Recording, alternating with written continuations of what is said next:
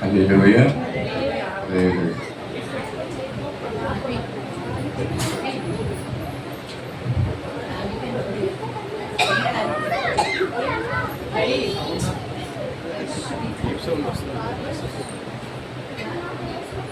దేవుని నామానికి మహిమ కలుగును గాక. చేరువచ్చిన సంఘం అందరికి కూడా ప్రభు నామంలో వందనాలు తెలియజేస్తున్నాం. సమయంలో వాక్యం భాగంలోకి మనం వెళ్దాం. శ్రేష్టమైన సమయం. ఇంకా నిశ్శబ్దంగా ఉన్నట్లయితే మనము కొన్ని మాటలు, దేవుని మాటలు మనం జ్ఞాపకం చేసుకుందాం. ఇతని దైవ వర్తమానం నిమిత్తమే ప్రార్థన చేసుకుందాం. మనం వచ్చినటువంటి ఇందిరాదేవి గారు ముందుకు వచ్చి వాక్య సందేశం నిమిత్తమే ప్రార్థించవలసిందిగా కోరుచున్నాం. కళ్ళు మూసుకుందాం. మైక్ ఇవ్వడం.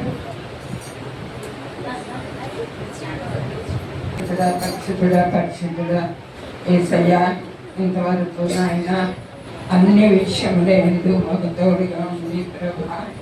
మాకు నాయన ఎంత ఆనందము కలిగించారయ్యా. వందనాలు తండ్రి, వందనాలు. మీ సంఘంలో ఇంటి విధంగా ప్రభా నాయన సంతోషపెడుతున్నందుకై వందనాలు ప్రభా. నాయన స్తుతి ఆరాధనలో బిడ్డల పాడిన పాటలకి, ప్రార్థనకి తండ్రి మీరు తండ్రి మా మధ్యలో ఉంది ప్రభా. నాయన చేసిన కార్యములను బట్టి వందనాలు ఆయన తండ్రి. నీకే స్తుతులు, స్తోత్రములు ప్రభా. నాయన జరిగినవి నాయన తండ్రి ఈ యొక్క అద్భుతమైన కార్యముల బట్టి వందనాలు ప్రభా. నాయన తండ్రి బిడ్డల యొక్క ప్రతి బలహీనత నుంచి నాయన వారి గురించి ప్రార్థించండిరా ప్రభా.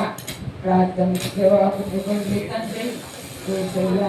ఇప్పుడు చెప్పబోయే వాక్యము మీ సేవకుడి ద్వారా తండ్రి మాట్లాడే విధానంలో మా ఉద్యోగంలో తండ్రి ఆ వాక్యమును భద్రపరుచుకొని వాక్యము ద్వారా ఎవరైతే నాయన నడుచుకుంటారో ప్రభా వారికి మీరు మేలుగా అనుగ్రహిస్తారని తండ్రి తెలియపరచండి ప్రభా. మీకు వందనాలు ప్రభా, వందనాలు తండ్రి. ఆయన దేవా తండ్రి మీరు మాట్లాడండి ప్రభా. మీ యొక్క వాక్యం, మీ యొక్క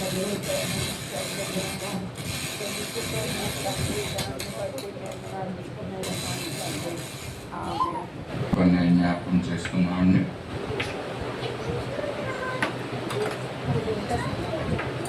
దేవుడు మనల్ని ప్రతినిత్యము ఆయన జ్ఞాపకంలో ఉంచుకుంటున్నాడు. మనం ఎలాంటి వారమైనా, ఎక్కడి వారమైనా, ఏమైనప్పటికీ కూడా ప్రభు మన దినదినము మనం జ్ఞాపకం చేసుకుంటూ, మనం కాపాడుకుంటూ వస్తున్నటువంటి గొప్ప దేవుడు. మనకి ఇదే ఆదరణ, ఇదే మనకి నిరీక్షణ. మన పనుల్లో, మన పాటల్లో, సమస్తంలోనూ తోడై ఉంటున్నటువంటి దేవుడు. అంతేకాకుండా మనల్ని దినదినము కాపాడుకుంటూ జ్ఞాపకం ఉంచుకుంటున్నటువంటి దేవుడు.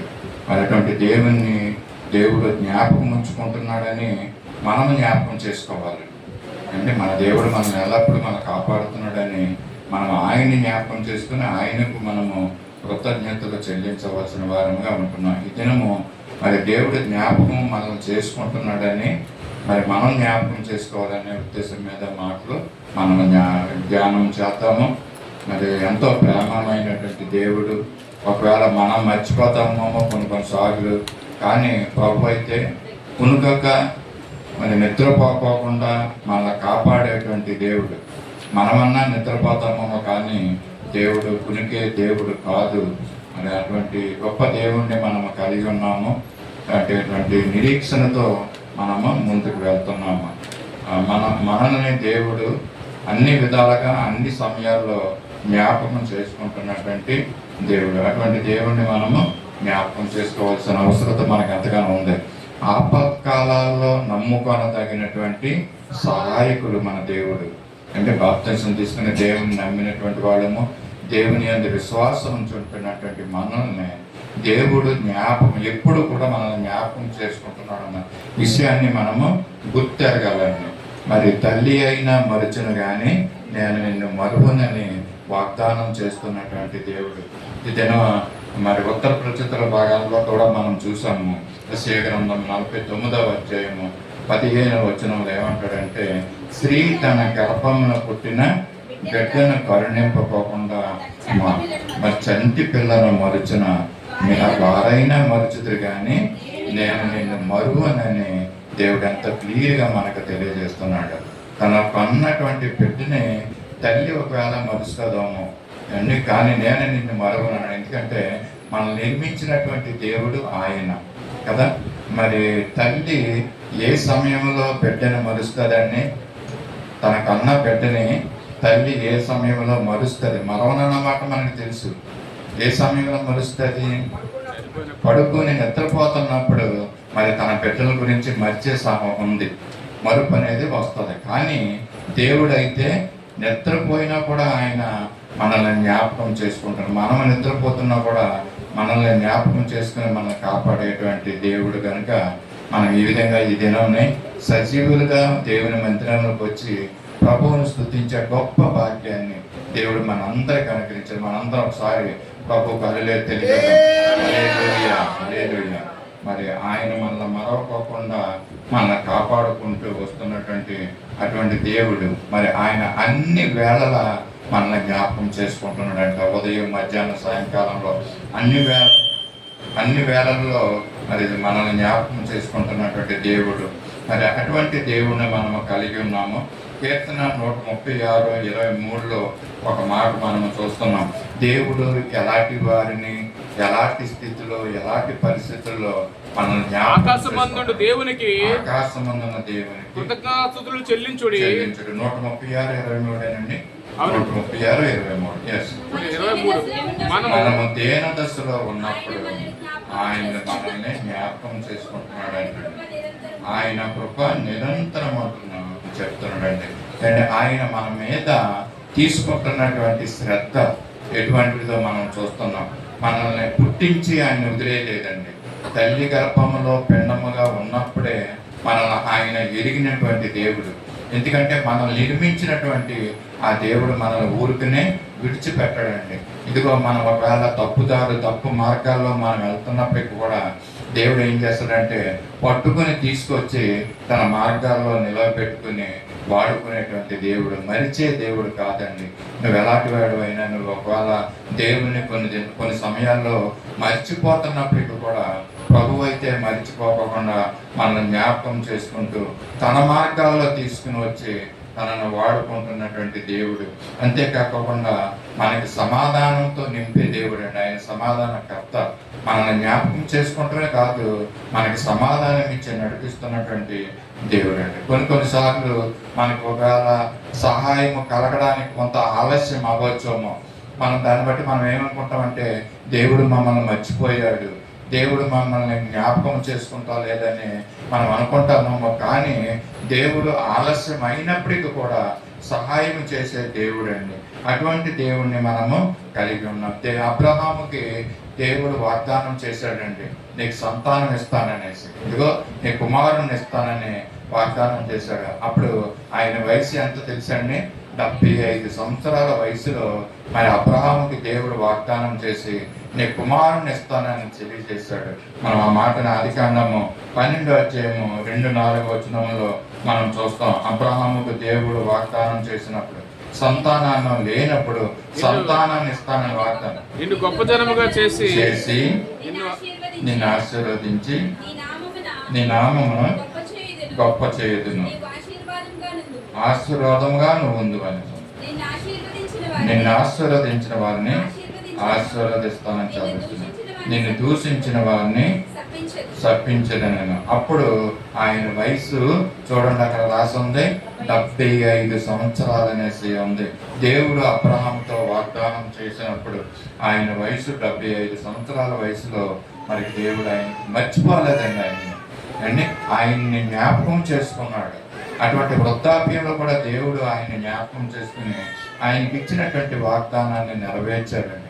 మనం చూస్తున్నాం మన జీవితాల్లో దేవుడు చేస్తున్న కార్యాలు, దేవుడు చేస్తున్న సహాయము ఒకవేళ ఆలస్యమైనప్పటికీ కూడా దేవుని యొక్క మందిరానికి వచ్చినటువంటి మనము తెలుసుకోవాల్సింది ఏంటంటే దేవుడు సహాయం చేసేవాడు, దేవుడు మనల్ని జ్ఞాపకం చేసుకునేవాడు అనేసి మనం తెలియజేస్తున్నాం. అదే ఆదికాండం 21:5 మరి ఆయన ఎన్ని సంవత్సరాలు పట్టిందంటే దేవుడు అబ్రహాము కుమారుడైన ఇస్సాకు అతనికి పుట్టినప్పుడు అతడు 100 ఏండ్ల వాడు. అతడు 100 ఏండ్ల వయసు కలిగిన వాడు. అంటే సుమారు రమారమి 25 సంవత్సరాలు పట్టిందండి దేవుడు చేసిన వాగ్దానం అబ్రహాం జీవితంలో నెరవేరడానికి 25 సంవత్సరాలు పట్టింది అన్నమాట. ఇదిగో ఈ దినాల్లో మనల్ని అయితే అలా వదిలిపెట్టడం లేదు. ఇన్ని సంవత్సరాలు మనకి పరీక్షకి నిలబెట్టడం లేదు, కానీ దేవుడు మనకి తగిన రీతిలో తగిన సమయంలో దేవుడు మనకు సహాయం చేస్తూ వస్తున్నాడు. అందుకని మనం ఎలా ఉండాలంటే దేవునికి కృతజ్ఞత కలిగి ఉండాలి. అంటే మన మనసులో ఆయన తట్టు తిప్పుకుని మనం ఉండాలి. 25 సంవత్సరాలు అయినప్పటికీ కూడా మరి అబ్రహాము ఆ విశ్వాసాన్ని వదులుకోలేదండి. దేవుని ఎడల నిరీక్షణ కలిగే ఉన్నాడు. అందుకని అతన్ని విశ్వాసులకు తండ్రి అని ఆయన పెట్టారండి. 25 సంవత్సరాల దేవుడు ఇచ్చిన వాగ్దానాన్ని, ప్రభా ఏంటి నువ్వు వాగ్దానం అయితే చేస్తావు, నాకు సంతానం లేదు, బిడ్డల్ని ఇస్తానని చెప్పావు, ఇదిగో సంవత్సరం అవుతుంది నాకు ఇవ్వలేదని కొంతమంది అయితే దేవునికి దూరస్తులుగా కూడా అయ్యే మరి పరిస్థితులు ఉంటాయండి కదండి. మనం కూడా మనకు వచ్చిన బలహీనతలు సమస్యలు వచ్చినప్పుడు ఏంటి సమస్యలు ఇంతగా నన్ను వెంటాడుతున్నాయి అని సైతాన్ని ఏం చేస్తాడంటే మనకు ఒక ఆలోచన పుట్టిస్తాడు. దేవునికి దూరంగా మరి పంపించేసేటువంటి ఆలోచన, దేవునికి వ్యతిరేకమైనటువంటి ఆలోచనలు సాతాను మనలో పుట్టించే సందర్భాలు లేకపోలేదండి. అయితే అబ్రహాం అయితే మనం ఆయన్ని మరి మాదిరిగా మనం తీసుకోవాలి. 25 సంవత్సరాలు అయినప్పటికీ కూడా ఇదిగో భార్యాభర్తలు ఇద్దరు కూడా వృద్ధాప్యంలోకి వెళ్ళిపోతున్నారు. అయినప్పటికీ కూడా దేవుడు మరవకోకుండా జ్ఞాపకం చేసుకుని నేను చేసినటువంటి వాగ్దానాన్ని మరి దేవుడు అబ్రహాముకి మరి నెరవేర్చినట్లుగా మనం చూస్తున్నాం.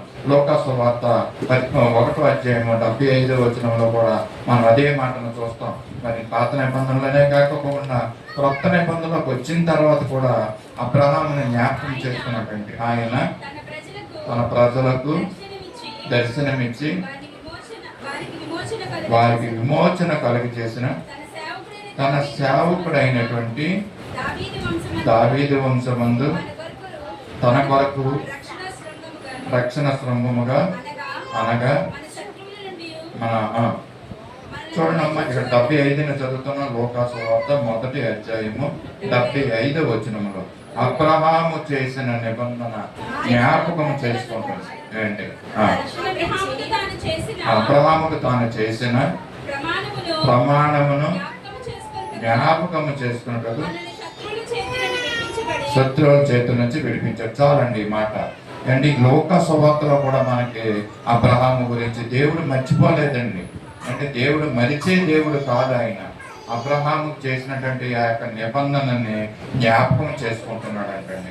ఏ నిబంధన అయితే చేసుకున్నాడో మరి కొన్నిసార్లు దేవుడు వెంటనే జ్ఞాపకం చేసుకునే పరిస్థితులు ఉంటాయి.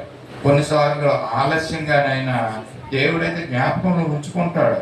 దాని నెరవేర్పు మరి కొంత లేట్ అవ్వచ్చు, కొంత ఆలస్యం అవ్వచ్చు.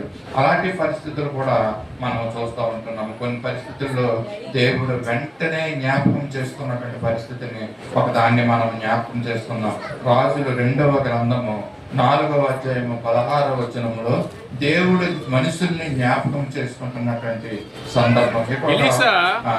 మరుసటి ఏట ఈ ఋతువున నీ కౌగిడి కుమారుడు ఉండని ఆమెతో అనెను. ఆమెతో చెప్తున్నాడు అక్కడ. ఇక్కడ మరి సూనేమి పట్టణస్థురాలు అంటే గనురాలైనటువంటి ఈ సూనేమి పట్టణస్థురాలైనటువంటి స్త్రీ మరి ఉంటున్నప్పుడు ఎలీసా మరి అక్కడ ఆ యొక్క గృహానికి రావడం, మరి ఆ గృహంలో ఉంటున్నప్పుడు మరి ఈ యొక్క ఎలీసా గెహజీతో అడుగుతాడండి, ఈ యొక్క స్త్రీకి ఏమి కావాలో నువ్వు అడగని. యేసు ప్రభుల వారు దేవుడు మరి ఎలాగా వాళ్ళకి జ్ఞాపకం చేసుకుంటున్నాడో తన ప్రవక్త అయిన ఎలీసా ద్వారా ఈ విషయాన్ని మనము చూస్తున్నాం. ఇక్కడ ఏంటంటే పరిస్థితి వెంటనే మరి కలిగినటువంటి పరిస్థితి. దేవుడు ఈ యొక్క గనురాలైనటువంటి సూనేమి పట్టణస్థురాలని జ్ఞాపకం చేసుకున్నాడండి. చెప్పిన వెంటనే జ్ఞాపకం చేసుకున్నాడు. ఏమన్నాడంటే, ఇదిగో మరుసటి ఏట ఈ ఋతువున ఈ మాసమున నీ కౌగిట కుమారుడు ఉంటాడని ఎలీసా చెప్తున్నాడండి ఆ స్త్రీతో. ఆ విధంగానే మరి ఒక్క సంవత్సరంలోనే మన గంగాలైన స్త్రీ తనకు ఒక బిడ్డని కలిగినట్లుగా మనం చూస్తున్నాం. దేవుడు ఆమె దీన స్థితిని జ్ఞాపకం చేసుకుంటున్నాడండి. దేవుడు మన దీనుల పట్ల మరి కృప చూపించే దేవుడు అని మీకు తెలియజేస్తాను. నిన్న సాయంకాలం కూడా మనం అదే కథని జ్ఞాపకం చేసుకున్నాం. నలుగురు కుష్ఠరోగులు బలహీనులైన వారిని దేవుడు జ్ఞాపకం చేసుకున్నాడు. వాళ్ళు ఏం చేశారంటే ఆ సిరియా దేశంలోకి వెళ్ళినప్పుడు వాళ్ళు జ్ఞాపకం చేసుకున్నారు తమ దేశాన్ని గురించి. అంటే అంతటి గొప్ప దేవుడు మన దేవుడు. మనల్ని జ్ఞాపకం చేసుకునే దేవుడు, మరిచే దేవుడు కాదండి. ఇక్కడ గనురాలైన శూన్యమి పట్టణస్తులను కూడా జ్ఞాపకం చేసుకున్నాడు. అన్న మాట ప్రకారము వచ్చే ఏడాది కల్లా నువ్వు నీ కౌగుట ఒక బిడ్డ ఉంటాడని తెలియజేసిన రీతిగా ఆమె ఒక కుమారుణ్ణి కన్నట్లుగా మనము చూస్తూ ఉంటున్నాం. దీన స్థితిలో ఉన్నటువంటి ఆమెను మరి దేవుడు జ్ఞాపకం చేసుకున్నాడు. అలాగే మరి యాకోబు మనందరికీ తెలుసు 70 మందితో ఆ యొక్క ఐగుప్తు ప్రాంతానికి బయలుదేరి వెళ్ళడం. చూడండి, కుటుంబస్తులందరూ కూడా కలిసి అక్కడికి వెళ్ళినప్పుడు మరి అక్కడ ఏమవుతుందంటే యోసేపు ఉన్నంత కాలం కూడా పరిస్థితులు బాగానే ఉన్నాయండి. ఈ యొక్క యాకోబు కుటుంబస్తులకి ఎప్పుడైతే యోసేపు చనిపోయాడో తర్వాత యోసేపుని ఎరగనటువంటి కొత్త రాజులు అక్కడికి వచ్చారండి. ఆ రాజులు ఫరో రాజులు వాళ్ళు అక్కడ పరిపాలిస్తున్నప్పుడు మరి ఇశ్రాయేలీయుల్ని మరి ఎంతగానో వాళ్ళ శ్రమ పెట్టడం మనం చూసాం కదండి. వాడి 400 సంవత్సరాలు అక్కడ ఎంతో శ్రమ పడినారండి. అలాంటి శ్రమలో మరి దేవుడు వారిని విడిచిపెట్టలేదండి. వాళ్ళని జ్ఞాపకం చేసుకున్నాడు ఆ సమయంలో. 400 సంవత్సరాలు అయినప్పటికీ కూడా తన బిడ్డల్ని దేవుడు మర్చిపోకుండా జ్ఞాపకం చేసుకుని వాళ్ళని విడిపించినట్లుగా మనం చూస్తాం. అపోస్తుల కార్యాలు 7వ అధ్యాయము 33, 34, 35 వచనాల్లో స్టెఫెను ప్రసంగం చేస్తూ ఉంటాడండి. ఆయన ఒక దీర్ఘ ప్రసంగంలో ఈ యొక్క పరిస్థితిని అక్కడ జ్ఞాపకం చేస్తూ ఉంటున్నాడండి. ఆ యొక్క దేవుడు లోక ద్వారా మరి రాయించినటువంటి ఆ మాటలను మనము చూస్తూ ఉంటున్నాం. చదవండి. ప్రభు నీ చెప్పులు విడువము, నీవు నిలిచిన చోట పరిశుద్ధ భూమి, ఐగుప్తులోనున్న నా ప్రజలు దురవస్థను నేను నిదానించి చూస్తున్నాను. వారు మూలుగు వెంటనే వారిని విడిపించుటకు వచ్చి ఉన్నాను. ఇక్కడ ఏం చెప్తున్నాడంటే స్టెఫెను ప్రసంగం చేస్తున్నాడండి. ఆ ప్రసంగంలో అనేకమైనటువంటి విషయాలు అక్కడ తెలియజేస్తున్న సందర్భంలో ఈ యొక్క మరి ఇశ్రాయేలు ప్రజలు ఐగుప్తులో పడుతున్నటువంటి శ్రమలు, బాధలు మోసేని మరి ఏర్పరచుకుని మరి వాళ్ళని విడిపించడానికి మరి దేవుడు చూశాడంట.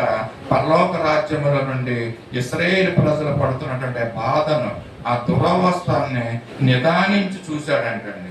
నిదానించి చూసి వారి మూలుగును కూడా అక్కడ విని మరి యొక్క మోసేని ఏర్పరచుకుని వాళ్ళని విడిపించినట్లుగా మనము చూస్తూ ఉంటున్నాం. లేకపోతే 3:7 ఏమంటాడంటే నా ప్రజల బాధను నిశ్చయముగా చూచితిని అంటాడండి. ఆ మాట అంటే తన ప్రజలు పడుతున్నటువంటి బాధలు అక్కడ నిశ్చయంగా ఆయన చూసినట్లుగా యెహోవా ఇట్లా ఐగుప్తులో నా ప్రజల బాధను నిశ్చయముగా చూచి. చాలండి. ఇక్కడ వాళ్ళు పడినటువంటి బాధలు 400 సంవత్సరాలు, దరిదాపుగా 4 తరాల వాళ్ళు, 5 తరాల వాళ్ళు అక్కడ పడుతున్నటువంటి బాధల్ని దేవుడు చూసినట్లుగా మనం చూస్తున్నాం. దేవుడు మరిచిపోయే దేవుడు కాదండి. ఇదిగో అలనాడు వారి బిడ్డల్ని జ్ఞాపకం చేసుకున్నాడు. ఈ దినాల్లో మనల్ని జ్ఞాపకం చేసుకుంటూ ఉంటున్నాడండి. నేను అంటాను, ఈ విధంగా మనల్ని జ్ఞాపకం చేసుకున్నాడు కనుకనే ఈ దినం మనము మందిరంలో ఈ విధంగా ఉండి దేవుణ్ణి స్తుతించగలుగుతున్నాము, గణపరచగలుగుతున్నామండి. షడ్రకు, మేషకు, అబేద్నెగోల్ని ఇదిగో అగ్ని గుండంలో ఉంటున్నప్పుడు దేవుడు జ్ఞాపకం చేసుకోలేదండి. దేవుడు జ్ఞాపకం చేసుకున్నాడు.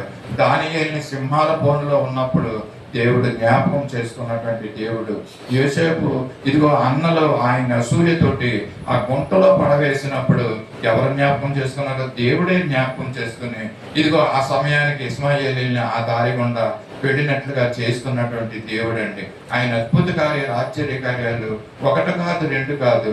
అలనాడు ఆ ఇశ్రాయేలు ప్రజలకు దేవుడు అద్భుత కార్యాలు చేశాడు. ఈ దినాన్ని నిన్ను నన్ను కూడా ఇదిగో పుట్టినప్పటి నుంచి కూడా ఈ దినం వరకు మన జీవితంలో దేవుడు చేస్తున్నటువంటి అద్భుత కార్యాలు మరి లెక్క పెట్టలేనటువంటి అండి. ఆయన జ్ఞాపకం మనం చేసుకుంటున్నాడు కనుకనే మనం ఈ విధంగా జీవించగలుగుతున్నాము. మనం ఎవరమో, ఎలాంటి వారమో, ఏమై ఉన్నామో మనము ఇదిగో ఈ దినం అంతా ఆయన కృప చొప్పునే ఈ విధంగా మనం దేవుని సన్నిధిలో సంతోషంగా ప్రభువును స్తుతించే బిడ్డలుగా ఆ యొక్క సమూహంలో మన దేవుడు ఉంచాడండి. ఇది ఆయన యొక్క ఉచితమైన కృప అని నేను ఉదయకాల సమయంలో తెలియజేస్తున్నానండి. అబ్రహాముని దేవుడు జ్ఞాపకం చేసుకున్నాడు. ఎలాంటి పరిస్థితులు అంటే ఇదిగో ఆదికాండం 15 అధ్యాయము మరి ఆ మాటలు, కొన్ని మాటలు మనం ఇక్కడ చూస్తూ ఉంటున్నాం. ఎలాంటి పరిస్థితులు అంటే అక్కడ చీకటి ఆయన్ని ఉంచినట్టుగా మనం చూస్తాం. ఆదికాండము 15 అధ్యాయము 7వ వచనంలో కొన్ని మాటలు. మరియు ఆయన నీవు ఈ దేశమును స్వతంత్రించుకున్నట్లు దానిని నీకిచ్చుటకు కల్దీల ఊరన పట్టణంలో నుండి నిన్ను యువతులకు తీసుకుని వచ్చాను యెహోవాను నేనే అని చెప్పినప్పుడు అతడు ప్రభు అయిన యెహోవా నేను దీన్ని స్వతంత్రించుకున్నదని నాకు ఎట్లు తెలియననగా ఆయన 3 ఏండ్ల పెయ్యను, 3 ఏండ్ల మేకను, 3 ఏండ్ల పొట్టేలను, ఒక తెల్ల పువ్వును, ఒక పౌరపులను నా యొద్దకు తెమ్మని అతనితో చెప్పాను. చూడండి, ఇక్కడ మరి ఎలాగ నేను ఆ యొక్క కనాను ప్రాంతాన్ని స్వతంత్రించుకుంటానని మరి అబ్రాహాము దేవుణ్ణి అడుగుతున్నప్పుడు నువ్వు అక్కడ ఒక బలిని అర్పించుకుంటూ ఉంటాడండి. ఆయన అబ్రాహాము మరి ఆ యొక్క పక్షులను గద్దలను మరి దేవునికి అక్కడ అర్పించినప్పుడు గద్దల కళేపాలం మీద వాల్చున్నట్లుగా మనం చూస్తున్నాం. అప్పుడు సాయంకాలం అయిపోయిందండి. ఆయన బలి అర్పించినప్పుడు మరి ప్రొత్తుకుంటూ పోయినప్పుడు మరి ఆయనకి గాఢ నిద్ర కలిగిందంట. కటికి చీకట మరి అబ్రహామును కమ్మినట్లుగా మనం ఆ పరిస్థితి అక్కడ మనం చూస్తున్నాం. ఇక్కడ దేవుడు తెలియజేస్తున్న మాటలు ఏంటంటే 400 సంవత్సరాలు అబ్రహాము యొక్క సంతానం బానిసలుగా అక్కడ బ్రతకవలసి వచ్చిందంట. అయినప్పటికీ కూడా దేవుడు వారిని విడిచిపెట్టుకోకుండా దేవుడు వారిని జ్ఞాపకం చేసుకుని ఆ యొక్క పరిస్థితుల నుంచి విడిపించాడండి. అబ్రహాముకు ముందుగానే తెలియజేశాడు, ఇదిగో నీ సంతానం 400 సంవత్సరాలు ఐగుప్తులో ఈ విధంగా బానిస బ్రతకవలసి వస్తుంది, తర్వాత నేను వారిని విడిపిస్తాను. మరి మిగుల ఆస్తి అని అక్కడ రాసి ఉంటుందండి. మిగుల ఆస్తితో ఆదికాండం 15 అధ్యాయము 14వ వచనం చివరి మాటలో వారు 400 ఏండ్లు వీరిని సంపెట్టుదురు, ఎవరికి దాసులు అవుతారో ఆ జనము నేనే తీర్పు తీర్చును. తరువాత వారి మిగుల ఆస్తితో బయలుదేరి వచ్చేదారు. దేవుని యొక్క ప్రణాళిక, దేవుని యొక్క ఏర్పాటు తన ప్రజల పట్ల ముందుగానే తెలుసుకుని వాళ్ళని జ్ఞాపకం చేసుకున్నటువంటి పరిస్థితి అండి. మనల్ని మర్చిపోయే దేవుడు కాదు. ఇశ్రాయేలు ప్రజలను కాపాడిన దేవుడు కునుకడు నిద్రపోడు అన్నట్టుగా మనల్ని జ్ఞాపకం చేసుకుంటున్నాడు. మన జీవితాన్ని జ్ఞాపకం చేసుకుని మనకి ఏది అవసరమో సమయానుకూలంగా ఇస్తున్నటువంటి దేవుడు అండి. మరి పరిశుద్ధ గ్రంథంలో మరొక సందర్భాన్ని మనం చూద్దాం. ఇంతగా అబ్రహాముని సంతానాన్ని జ్ఞాపకం చేసుకున్నటువంటి దేవుడు మరి కొత్త నిబంధనలో లూకా సువార్త మరి 7వ అధ్యాయము 11వ వచనంలో ఒక మాట మనం చూద్దాం. వెంటనే ఆయన నాయనను ఒక ఊరికి వెళ్ళుచుండగా ఆయన శిష్యులను బహు జన సమూహమును ఆయనతో కూడా వెళ్ళుచుండరి. ఆయన ఊరి గవని యొద్దకు వచ్చినప్పుడు చనిపోయిన ఒకడు వెలుపులకు తీసుకుని పోబడుచుండెను. అతని తల్లికి అతడు ఒక్కడే కుమారుడు, ఆమె విధవరాలు. ఆ ఊరి జనులు అనేకులు ఆమెతో కూడా ఉండిరి. ప్రభువు ఆమెను చూచి ఆమె ఎందుకు కనికరపడి ఏడవద్దని ఆమెతో చెప్పి దగ్గరకు వచ్చి పాడిన ముట్టగా మోయిచున్న వారు నిలిచిరి. ఆయన చిన్నవాడా లెమ్మని నీతో చెప్పుచున్నాను అనగా ఆ చనిపోయిన వాడు లేచి కూర్చుండి మాట్లాడసాగాను. ఆయన అతని తల్లికి అప్పగించెను. ఇక్కడ ఒక నాయుని అనే ఒక ఊరు ఉందండి. ఆయన యేసు ప్రభువు వారు తన శిష్యులతో కలిసి మరి ఆ ఊరికి వెళుతున్నప్పుడు ఆ ఊరి గవిని దగ్గరికి చనిపోయిన ఒకరిని తీసుకురావడం ఇక్కడ మనం చూస్తున్నాం. ఇక్కడ అంతకుముందు ఒక పరిస్థితి ఉందండి. 7వ అధ్యాయం మొదటి దాంట్లో చూస్తుంటే కపెర్నహూములోకి యేసు ప్రభు వారు వచ్చాడు. అక్కడ శతాధిపతి అయిన ఒక దాసుడికి రోగుడై ఉన్నప్పుడు, మరి ఆయన చావు సిద్ధంగా ఉంటున్నప్పుడు, మరి ఆయన దగ్గరికి వెళ్ళలేదు, కానీ మాట మాత్రం సెలవిచ్చి ఆయన్ని స్వస్థపరిచినట్టుగా మనం చూస్తూ ఉంటున్నాం. ఇక్కడ 2 సందర్భాలు. ఒకటి ఏంటంటే, యేసు ప్రభులు కపెర్నహూములోనికి వస్తున్నప్పుడు శతాధిపతి యొక్క దాసుడు రోగి అయి ఉన్నప్పుడు, మరి ఆయన అక్కడికి వెళ్ళకపోయినా కూడా మరి మాట సెలవిచ్చి ఆయన్ని స్వస్థపరిచినటువంటి పరిస్థితి. అంటే ఆయన ఏ విధంగా జ్ఞాపకం చేసుకుంటాడో మనుషుల్ని అన్న విషయాలు మీకు తెలియజేస్తున్నాను. ఇక్కడ మరి వెళ్ళలేదండి, మరి అది దేవుని యొక్క ఇష్టం. ఏ విధంగా దేవుడు రెస్పాండ్ అవ్వాలి, ఎవరిని జ్ఞాపకం చేసుకోవాలి, ఎవరిని ఏ విధంగా సహాయం చేయాలన్నది ఇండివిజువల్ని బట్టి ఉంటుంది అన్నమాట. దేవుడు ఆ సమయానుకూలంగా అక్కడ మరి జ్ఞాపకం చేసుకుంటున్నటువంటి పరిస్థితి. మరి ఇక్కడ మనం చదువుకున్న దాంట్లో నాయుని ఊరికి, ఎందుకంటే ఇక్కడ ఒక మాట చదువుకున్న మొదట్లో వెంటనే అనేసి దేవుడు జ్ఞాపకం చేసుకున్నటువంటి పరిస్థితులు ఎలా ఉంటాయంటే, కొన్ని సార్లు వెంటనే దేవుడు జ్ఞాపకం చేసుకుంటాడు. ఇక్కడ కూర్చున్న మనకు కూడా కొన్నిసార్లు మనకు ఉన్నటువంటి పరిస్థితులను బట్టి వెంటనే జ్ఞాపకం చేసుకునే పరిస్థితులు కొన్ని ఉంటాయి దేవుడికి. మరి కొన్నిసార్లు ఆలస్యంగా మరి దేవుడు మనల్ని జ్ఞాపకం చేసుకుని మనకు సహాయం చేసే పరిస్థితులు ఉంటాయి. ఇక్కడ నాయుని ఊరికి ఆయన ఏం చేస్తుందండి, వెంటనే వెళ్ళాడంట, ఆలస్యం చేయలేదంట.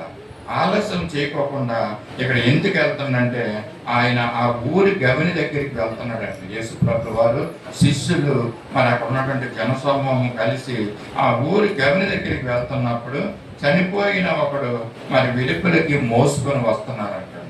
ఈ యేసు ప్రభు వారు వెంటనే వెళ్ళడానికి కారణం ఏంటంటే, చనిపోయిన వ్యక్తిని తీసుకుని ఊరి గవిని దగ్గరికి వచ్చేస్తున్నారు. అండ్ ఊరు వెలుపలికి తీసుకెళ్తారు కదండి. ఊరు వెలుపలికి తీసుకెళ్ళిన తర్వాత ఏమవుతుంది, ఆయన అక్కడ సమాధి చేసేస్తారు. అండ్ సమాధి చేయక ముందే మరి యేసు ప్రభుల వారు అక్కడికి వెళ్ళాలి కనుక ఆయన ఏం చేశారంటే, తడవ చేయకోకుండా వెంటనే అక్కడికి వెళ్ళి, మరి ఎందుకు వెంటనే అక్కడికి వెళ్తున్నాడంటే, ఆయన మహిమపరచబడడానికి. దేవుడు అక్కడ మహిమపరచబడాలంటే ఆ వెంటనే అక్కడ ఆలస్యం చేయకోకుండా ఆ ఊరి గమని దగ్గరికి వెళ్ళి చనిపోయిన వ్యక్తిని అక్కడ తీసుకొస్తున్నప్పుడు అక్కడ ఎవరున్నారండి, ఆ యొక్క పాడితోటి ఆయన తల్లి ఉంది. ఆ తల్లి విధవరాలు అంటారు.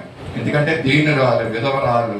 మరి దీనుల పట్ల మరి దేవుడు సహాయం చేసేవాడు, జ్ఞాపకం చేసుకునేవాడు. ఇదిగో ఇక్కడ శతాధిపతికి యొక్క మరి విషయంలో దేవుడు వెంటనే యేసు ప్రభుల వారు వెంటనే రెస్పాండ్ అవ్వలేదు, కానీ ఇక్కడ విధవరాలు కుమారుడు మరి చనిపోయినప్పుడు ఆయన వెంటనే రెస్పాండ్ అవ్వడం మనం ఇక్కడ పరిస్థితిని మనం చూస్తూ ఉంటున్నాము. అండ్ దీనుల పట్ల దేవుడు శ్రద్ధ కలిగిన వాడు అనడానికి ఇది ఒక నిదర్శనం అండి. మరి ఆమె తల్లికి ఆ కుమారుడు ఒకడే కుమారుడు అంటండి. ఆమె విధవరాలు కూడా, అంటే తండ్రి లేనటువంటి వ్యక్తి బిడ్డ. అలాంటి ఒకే ఒక బిడ్డ చనిపోయినప్పుడు మరి యేసు ప్రభుల వారు తడవ చేయకోకుండా వెంటనే అక్కడికి వచ్చాడు. కానీ ఆయన ఊర్లోకి వెళ్ళలేదండి. ఆ ప్రజలందరూ కూడా సమూహం కూడా ఉందంట అక్కడ. ఆ సమూహం అంతా కలిసి అక్కడికి వచ్చినప్పుడు దేవుడు ఏం చేశాడంటే, యేసు ప్రభు ఏం చేశాడంటే ఆ పాడెను ముట్టాడంటండి. ఆమె ప్రభు ఆమెను చూచి ఆమె ఎందుకు కనికర పడవద్దని, ఏడవద్దని ఆమెతో చెప్పి దగ్గరికి వచ్చి, పాడి దగ్గరికి వచ్చి పాడిన ముట్టగా మోయిచున్న వారు అక్కడ నిలిచిపోయారు. ఆయన చిన్నవాడా లమ్మని నీతో చెప్పుచున్నానని యేసు ప్రభు పాడిని ముట్టినప్పుడు చిన్నవాడా లేచి లెమ్మని ఆయన చెప్పినప్పుడు ఆ చనిపోయిన వాడు లేచి కూర్చున్నాడు అండి. కూర్చుని ఏం చేస్తున్నాడండి, మాట్లాడుతున్నాడంట. అక్కడ ఆయన లేచి కూర్చున్నాడు. అద్భుతమైనటువంటి కార్యం కదండి. యేసు ప్రభుల వారు మరి అక్కడ కపెర్నహూములో ఉన్నాడు ఆ సమయంలో. ఇక్కడ ఈ చిన్న కుమారుడు చనిపోయినప్పుడు మరి ఆ పరిస్థితిని ఎరిగుండి మరి ఆలస్యం చేయకోకుండా వెంటనే జ్ఞాపకం చేసుకుని ఇక్కడికి రావడం, ఊరి గవిని దగ్గరికి రావడం, ఆ చిన్నవాణి యొక్క పాడిని ముట్టడం. అక్కడ ఎందుకు అలా ముట్టి చేశాడని అంటే, ఎందుకు త్వరగా రావాల్సి వచ్చిందంటే, అక్కడ ఉన్నటువంటి ప్రజలందరూ కూడా మరి యేసు ప్రభుల యొక్క కార్యాలు చూడాలండి. దేవుడు మహిమపరచబడాలి అక్కడ. కనుకనే అక్కడ ఏం చేశాడంటే ఆ చిన్నవాడిని ముట్టి లెమ్మని చెప్పినప్పుడు చనిపోయిన వాడు లేచి కూర్చున్నాడు అంటండి. కూర్చుండమే కాకుండా మాటలాడుతున్నాడు అంటండి.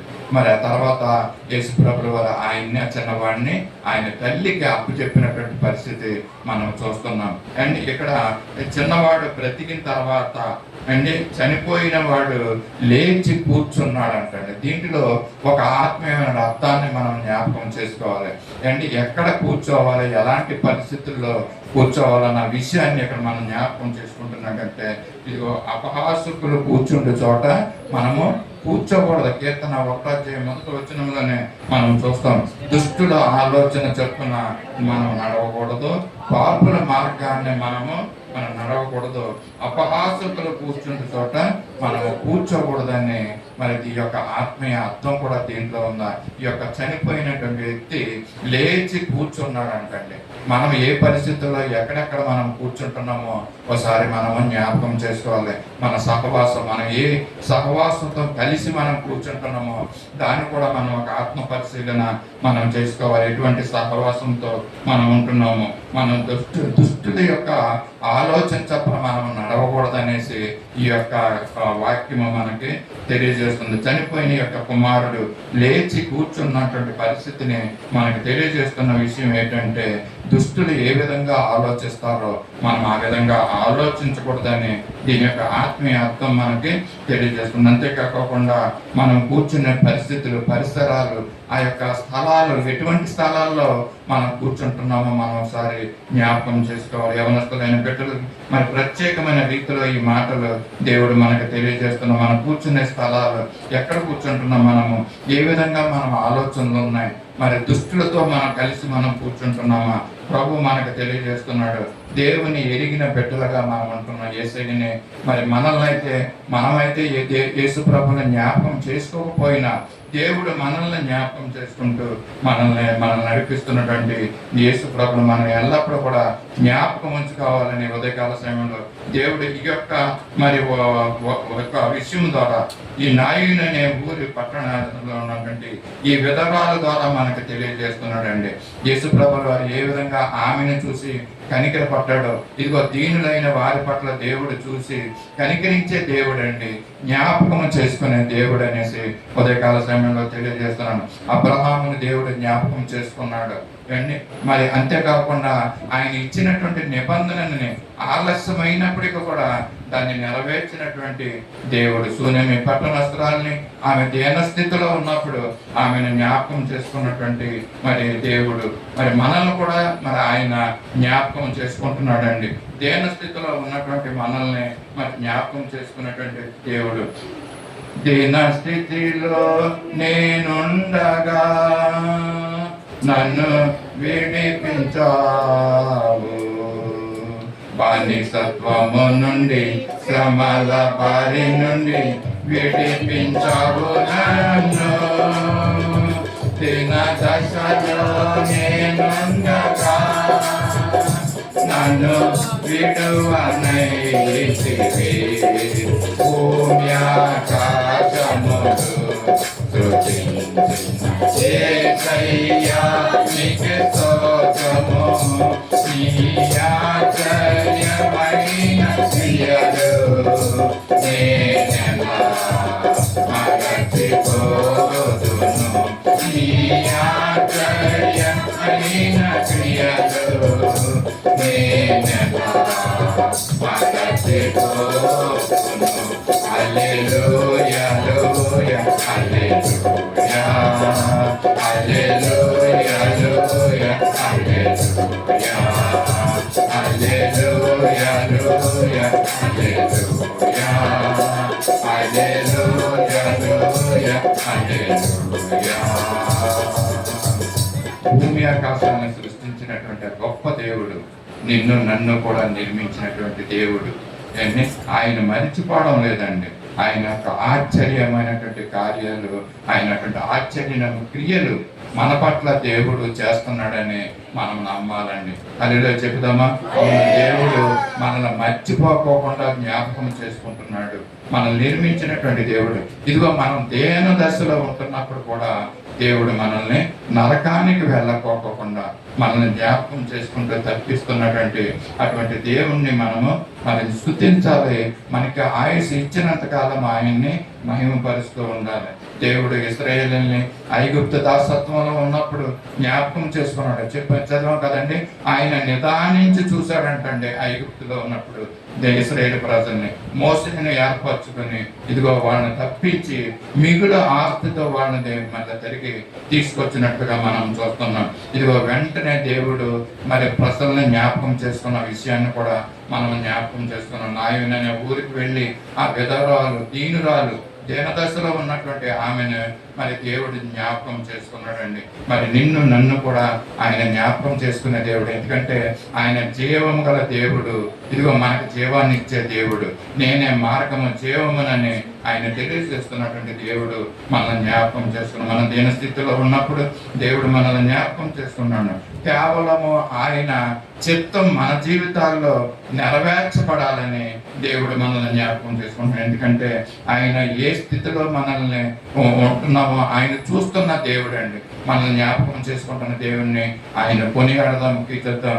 దేవుడు ఇంతవరకు కూడా మనల్ని కాపాడుకొస్తున్న దేవుడు. ఇదిగో అనేకమైనటువంటి పరిస్థితులు గుండా మనల్ని నడిపిస్తున్న దేవుడు. మన కుటుంబాన్ని, మన పిల్లల్ని దేవుడు మనల్ని మనం దూరంగా ఉంటున్నప్పటికీ కూడా దేవుడైతే దూరస్తులుగా ఉండుకోకుండా మనల్ని జ్ఞాపకం చేసుకుంటూ ఆయన మనల్ని సమీపస్తుడుగా మనకు ఉంటూ మనం నడిపిస్తున్న దేవుని ఎంతగానో మనము కొనియాడాలి, కీర్తించాలి. ఆయన చేసిన మేలుని మనం జ్ఞాపకం చేసుకోవాలి. ఇదిగో ఈ దినాల్లో ఈ లోక పరిస్థితుల్ని మనం చూడకూడదండి. మనకు దేవుడు చేస్తున్న మేలుని మనం జ్ఞాపకం చేసుకుంటూ ఉండాలి. ఎందుకంటే ఎంతో దీనులైనటువంటి మనల్ని దేవుడు జ్ఞాపకం చేసుకున్నప్పుడు ఇన్ రిటర్న్ గా మనం చేయవలసిన పని, దేవుడు మనల నుంచి కోరుకుంటున్నటువంటి పని ఏంటంటే ఆయన్ని జ్ఞాపకం చేసుకుంటూ ఉండాలండి. ఇదిగో మన బిడ్డల్ని మనం ఏ విధంగా జ్ఞాపకం చేసుకుంటూ ఉంటామో ఇదిగో తండ్రి తన బిడ్డలను జ్ఞాపకం చేసుకుంటున్నాడు. కనుక మనము దేవుని జ్ఞాపకం చేసుకుని ఆయన కృతజ్ఞతాస్తుతులు చెల్లిస్తూ మన జీవితాన్ని, మన దేవుడు మనకిస్తున్నటువంటి ఆయుష్కాలాన్ని దేవునికి కృతజ్ఞతలు చెల్లించుకుని మనం ముందుకు వెళ్దాం. దేవుడి కృప మనందరికీ కూడా అనుగ్రహించి నడిపించును గాక. దేవుడి కొద్ది మాటలు మన వినికిడిలో దీవెనకరంగా ఆశీర్వాదకరంగా చేయాలని కోరుకుంటూ ప్రార్థన చేసుకున్నాం. మమ్మల్ని అతి మిక్కిలిగా ప్రేమించిన మా పల్లవ ప్రీతండి, పరిశుద్ధులైన దేవ, ప్రేమ నమ్మకం కృపగల రాజా, నీ పరిశుద్ధ పాదాలకు వందనాలు, స్తుతులు స్తోత్రాలు చెల్లించుకుంటున్నాం. ఈ దినం ఇదిగో ప్రభా మాకు తెలియజేసినటువంటి మాటలను బట్టి నీకు స్తోత్రాలయ్యా. నువ్వు జ్ఞాపకం చేసుకునే దేవుడు మా తండ్రి, నువ్వు మరిచే దేవుడు కాదు ప్రభా. మేము దీన దశలో ఇదిగో మేము ఎంతో దీనులుగా ఉంటున్న సమయాల్లో మమ్మల్ని జ్ఞాపకం చేసుకుని ఇదిగో ఆ దీన స్థితి నుంచి మమ్మల్ని లేవనెత్తుతున్నావయ్యా. దాన్ని బట్టి నీకు స్తోత్రాలు వందనాలు చెల్లించుకుంటున్నాం. నువ్వు చేసిన మేలు మరవకుండా ప్రభా, నువ్వు ఇచ్చిన ఆయుష్కాలన్నింటిలో కూడా ప్రభా నీకు తండ్రి కృతజ్ఞులుగా మేము ఈ లోకంలో జీవించే గొప్ప కృపను మాకు అనుగ్రహించి మమ్మల్ని నడిపించమని కోరుచున్నాం. ఇదిగో మా దేని సంఘాన్ని మీరు జ్ఞాపకం చేసుకోండి. ఇదిగో ప్రతి అవసరతలన్నింటినీ నీ మహిమైశ్వరులో తీర్చండి. ఇదిగో ప్రభా అనేక మంది రోగములతో పీడింపబడుతున్నారు ప్రభా, అనారోగ్యాలతో ఉంటున్నారు. వారిని జ్ఞాపకం చేసుకుని స్వస్థతనిచ్చే లేవనెత్తండి. నీ బిడ్డగా మీరు నడిపించుకోండి, నీ సాక్షులుగా నిలబెట్టుకోమని కోరవచ్చు. ఈ ప్రభు ఇచ్చిన వాక్యాన్ని బట్టి, మాటను బట్టి నీ కృతజ్ఞతాస్తుతులు స్తోత్రాలు చెల్లించుకోవచ్చు. ఈ కొద్దింపులు మా కొరగా తిరిగి రానున్న నజరేయుడైన యేసయ్య పరిశుద్ధ నామములో అడిగి వేడుకొంచున్నాం తండ్రి, ఆమేన్. అందరూ లేచి నిలబడి పరలోక ప్రార్థన ఆశీర్వాదంతో పరలోకమందున్న మా తండ్రి, నీ నామం పరిశుద్ధపరచబడగాక, నీ రాజ్యం వచ్చిన గాక, నీ చిత్తం పరలోకమందు నెరవేర్చినట్టు భూమి అందరూ నెరవేరు గాక. మాకు కావలసిన ఆహారం నేడు మాకు దయచేయండి. మా రుణస్థులను క్షమించిన ప్రకారం మా రుణం క్షమించండి. మమ్మల్ని శోధనలో జరిగించండి.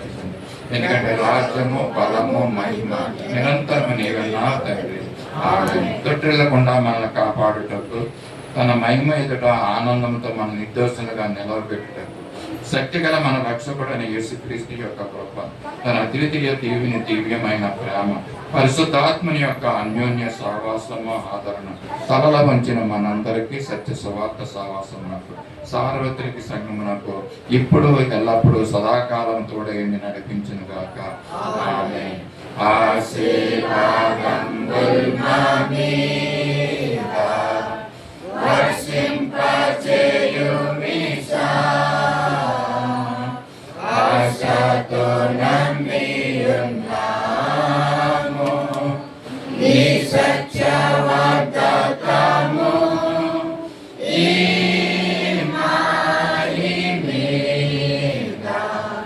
Romare